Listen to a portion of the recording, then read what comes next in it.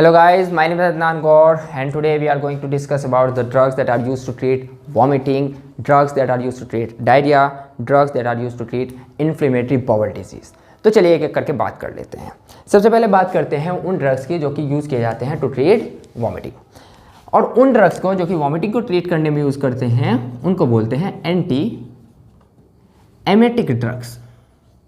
Anti emetic drugs, anti emetic drugs. अच्छा, anti emetic drugs में भी सबसे पहले हम लोग बात कर लेते हैं कुछ एंटी कोलिनर्जिक ड्रग्स की।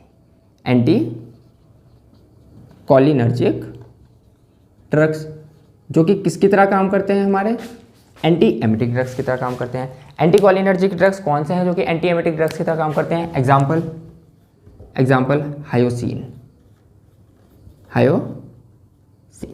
क्लियर है? हायोसिन। दूसरा एंटीकोलिनर्जिक ड्रग्स हो गया। सेकंड आ जाएंगे हमारे पास H1 ब्लॉकर। H1 ब्लॉकर मतलब anti histaminic drug. Anti histaminic drugs, ठीक है, जो कि किसकी तरह काम करते हैं? हमारे पास एंटी एमेटिक ड्रग्स की तरह काम करते हैं। इसमें एग्जाम्पल आपको कौन सा ध्यान रखना है? एग्जाम्पल हो जाएगा डॉक्सिलामीन। क्लियर है? डॉक्सिलामीन। अच्छा, थर्ड आपको और कौन सा ध्यान रखना है? आपको यहाँ पे हो जाएंगे हमारे पास कुछ 5-HT3 ब्लॉकर। 5-HT3 ब्लॉकर जो कि एंटी एमेटिक ड्रग्स की तरह काम करते हैं। कौन कौन से आपको ध्यान रखने हैं यहाँ पे? सबसे पहले एग्जाम्पल ऑन्डनसेट्रोन,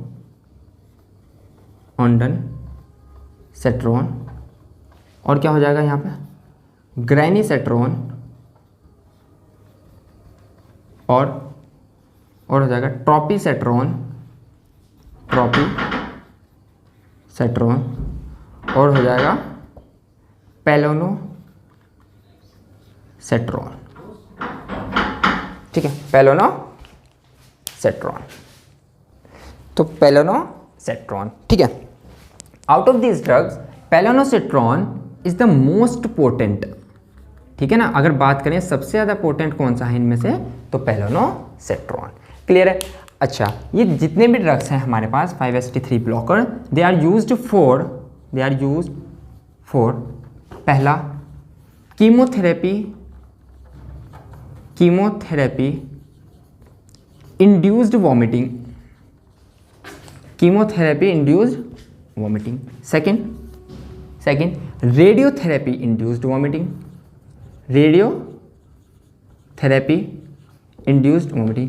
कीमोथेरेपी से होने वाली वॉमिटिंग, या रेडियोथेरेपी से होने वाली वॉमिटिंग, या फिर पोस्ट ऑपरेटिव वॉमिटिंग मतलब कि ऑपरेशन के बाद अगर वॉमिटिंग हो जाती है तो उसको ट्रीट करने के लिए भी यूज़ किया जाता है 5-HT3 ब्लॉकर्स का। इसके बाद हम लोग बात कर लेते हैं फोर्थ, कौन से वाले वॉमिटिंग ड्रग्स, जिनको बोलते हैं न्यूरोकाइनिन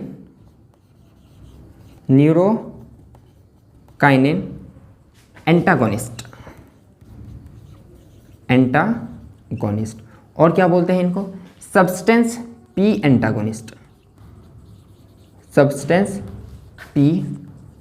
एंटागोनिस्ट।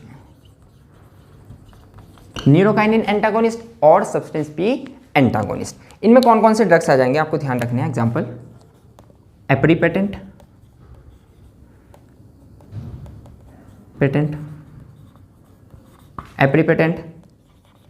न्यूपेटेंट and rolapitant. ठीक है ना, एप्रीपेटेंट, न्यूपेटेंट और रोलापेटेंट। ठीक है, एप्रीपेटेंट, न्यूपेटेंट और रोलापेटेंट, ये सारे ड्रग्स आपको हो जाएंगे। एप्रीपेटेंट ये आ जाएगा, एप्रीपेटेंट, न्यूपेटेंट एंड रोलापेटेंट। ठीक है, एप्रीपेटेंट, न्यूपेटेंट और रोलापेटेंट। क्लियर है? इतनी बात, इतना आप नोट करें, उसके बाद आगे बढ़ते हैं। ठीक है, फिफ्थ वाला हो जाएगा हमारे पास कौन सा? Dopamine antagonist. देखो, इसके बाद हो जाएगा हमारे पास fifth D2 antagonist. D2 antagonist मतलब dopamine antagonist. Clear? D2 antagonist और डोपामीन एंटागोनिस्ट। डोपामीन एंटागोनिस्ट, इसमें कौन कौन से ड्रग्स, आपको दो इंपॉर्टेंट ड्रग्स इसमें आपको ध्यान रखने हैं। एक हो जाएगा metoclopramide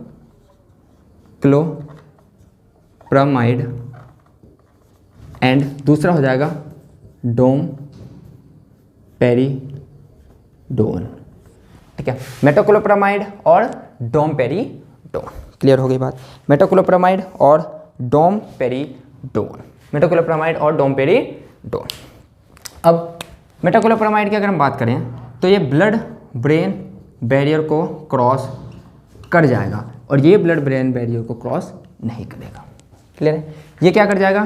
can cause dystonia. Dystonia, what is dystonia? It is the abnormal muscle tone, abnormal muscle tone dystonia. तो ये डिस्टोनिया कर देगा और ये डिस्टोनिया नहीं करेगा। क्लियर है? क्लियर है? और क्या बात है? It is act as a 5-HT3 blocker और it act as a 5-HT4 agonist. ठीक है ना? 5-HT3 ब्लॉकर और 5-HT4 एगोनिस्ट की तरह ये काम करता है। कौन?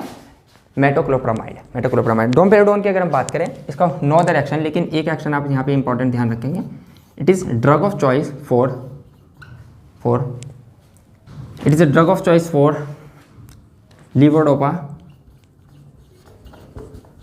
Induced vomiting. Levodopa induced vomiting. Clear है? लीवोडोपा इंड्यूस्ड वॉमिटिंग के लिए ड्रग ऑफ चॉइस की तरह हमारा काम करता है कौन? डोमपेरिडोन। तो चलिए इस वीडियो को हम लोग यहीं पे स्टॉप कर लेते हैं। नेक्स्ट वीडियो में बात करेंगे एंटी डायरियल ड्रग्स के बारे में। तब तक के लिए आप लोग पढ़ाई करते रहें। Thank you.